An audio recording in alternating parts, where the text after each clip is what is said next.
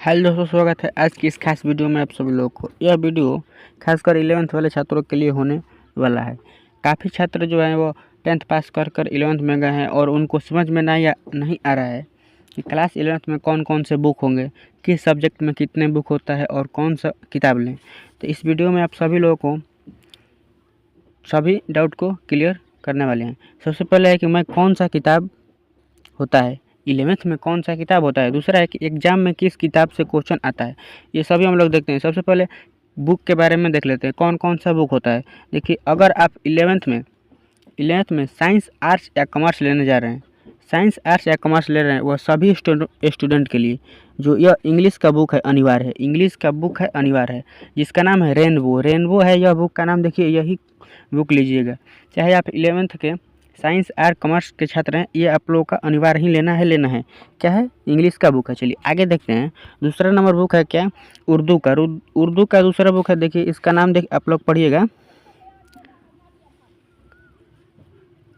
ये उर्दू वाले छात्रों के लिए है। देखिए, यही बुक आप लोग लीजिएगा। उर्दू वाले छात्र यही बुक लेंगे। आगे देखते हैं बुक। आगे है हिंदी। अगर आप 11th में साइंस, आर्ट्स, कॉमर्स कोई भी सब्जेक्ट का चुनाव कर रहे हैं तो हिंदी जरूरी है। क्या है? तो हिंदी जरूरी है। देखिए, इसका नाम है दिगत भाग 1 और हिंदी में बुक 1 होता है।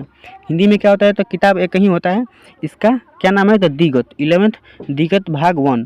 ये आप लोग का बुक लेना है। चलिए आगे देखें। उसके बाद है बायोलॉजी है क्या?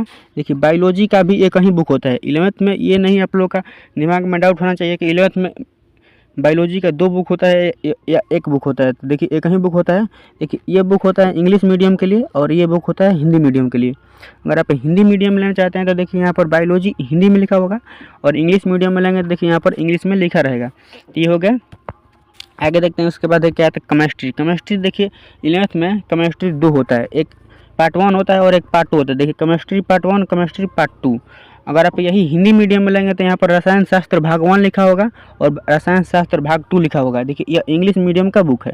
हिंदी मीडियम में लिखेंगे तो यही सेम चीज़ हिंदी में आप लोगों का लिखा रहेगा। देखिए, कवर पेज देख लीजिए, कवर का रंग है, देखिए यह रेड है और ये ग्रीन है। यही आप लोग लीजिएगा। चलिए आगे देखते हैं। फिजिक्स भी देखिए, 11th में कितना होता है? तो 2 ही फिजिक्स होता है। देखिए, फिजिक्स पार्ट 1 और फिजिक्स पार्ट 2 क्या होता है? तो 2 फिजिक्स होता है। यह यहाँ पर हिंदी में इंग्लिश में लिखा हुआ है क्योंकि यह इंग्लिश मीडियम का बुक है। और हिंदी मीडियम का बुक लेंगे तब यहाँ पर हिंदी में लिखा रहेगा भौतिकी भाग 1 और भौतिकी भाग 2 लिखा रहेगा। चलिए आगे देखते हैं। आगे देखिए। उसके बाद है मैथमेटिक्स। देखिए, 11th में मैथ का बुक एक ही होता है। 11th में मैथ का बुक एक ही होता है और यही रहता है आप लोगों का। देखिए, गणित जिस पर लिखा होगा और इंग्लिश मीडियम में लिखेंगे तो मैथमेटिक्स लिखा रहेगा।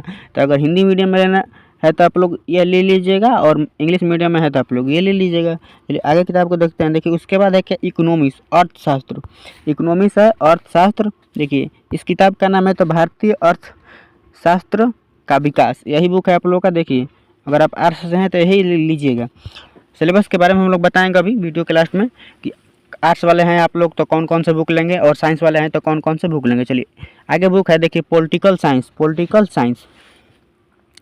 साइंस का नाम है भारत का संविधान, सिद्धांत और व्यवहार। भारत का संविधान, सिद्धांत एवं व्यवहार, यह पुस्तक का नाम है। और देखिए, यह पेज का बुक का फ्रंट पेज है। यही आप लोग देख कर लीजिएगा। चलिए आगे है। देखिए, आगे है हिस्ट्री। देखिए, विश्व इतिहास की कुछ विषय किताब का नाम है और हिस्ट्री यह है हिस्ट्री। तो ये आप लोग ले लीजिएगा। चलिए आगे देखते हैं। ज्योग्राफी देखिए, भौतिक भूगोल का मूल सिद्धांत, इसका नाम है भौतिक भूगोल का मूल सिद्धांत। और इस तरह का ही आप लोगों का बुक रहेगा, इसी तरह का बुक रहेगा आप लोगों का।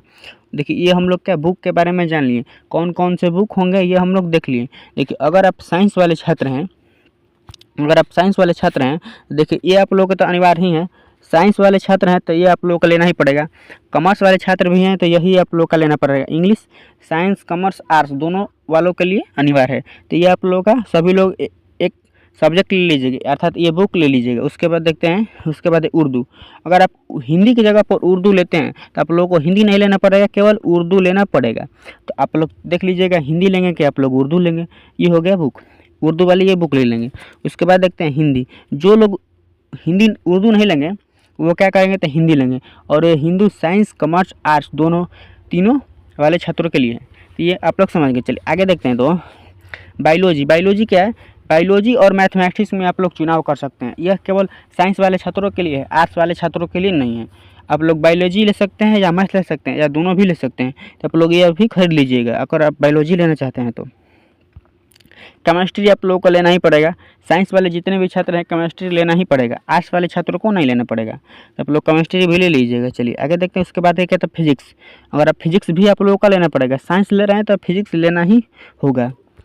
उसके बाद देखते हैं मैथमेटिक्स। अगर आप लोग चाहें तो बायोलॉजी ले रहे हैं तो आप लोग मैथ नहीं भी ले सकते हैं और दोनों भी ले सकते हैं, तो आप लोग डिसाइड कर लीजिएगा कि मैथ लेंगे या बायोलॉजी लेंगे। इस पर आप लोग प्रॉपर वीडियो चाहते हैं तो कमेंट में जल्दी से बताइएगा, मैं ला दूँगा। इसके फ़ायदे क्या है, मैथ लेंगे तो क्या फ़ायदा होगा और साइंस लेंगे तो क्या फ़ायदा होगा। और आप लोग कमेंट में यह भी बताइए कि कौन सा सब्जेक्ट का चुनाव कर रहे हैं, साइंस या आर्ट्स का चुनाव कर रहे हैं। देखिए अगर आर्ट्स से हैं तो आप लोगों को देखिए अर्थशास्त्र ये लेना पड़ेगा, और यह साइंस वाले बच्चों के लिए नहीं है। यह केवल क्या करेंगे तो कॉमर्स वाले, साइंस वाले, आर्ट्स वाले बच्चे ही लेंगे, साइंस वाले बच्चे नहीं लेंगे। उसके बाद क्या है, उसके बाद पॉलिटिकल साइंस। यह भी क्या करेंगे तो केवल आर्ट्स वाले बच्चे लेंगे, साइंस वाले बच्चों के लिए यह ज़रूरी नहीं है। एक्स्ट्रा में आप ले सकते हैं कंप्यूटर साइंस, पॉलिटिकल साइंस, अर्थव्यवस्था, ये सब आप ले सकते हैं, लेकिन नहीं लीजिएगा, टाइम लॉस होगा आप लोगों का। देखिए इतिहास, इतिहास जो कॉमर्स वाले, जो कॉमर्स और आर्ट्स वाले बच्चे हैं उनको लिए इतिहास तो जरूरी है, इतिहास लेना ही पड़ेगा। आर्ट्स वाले को तो इतिहास लेना ही पड़ेगा। आगे देखते हैं। उसके बाद क्या है, ज्योग्राफी। जब आप कॉमर्स ले रहे हैं, कॉमर्स और आर्ट्स ले रहे हैं, उन लोगों को क्या क्या लेना पड़ेगा, तो भूगोल लेना ही पड़ेगा। अगर आप आर्ट्स ले रहे हैं तो आप लोगों को भूगोल, देखिए भूगोल, इतिहास, इतिहास के बाद क्या रहा, पॉलिटिकल साइंस, पॉलिटिकल साइंस के बाद ये रहा इकोनॉमिक्स, इकोनॉमिक्स आप लोगों को पढ़ना पड़ेगा।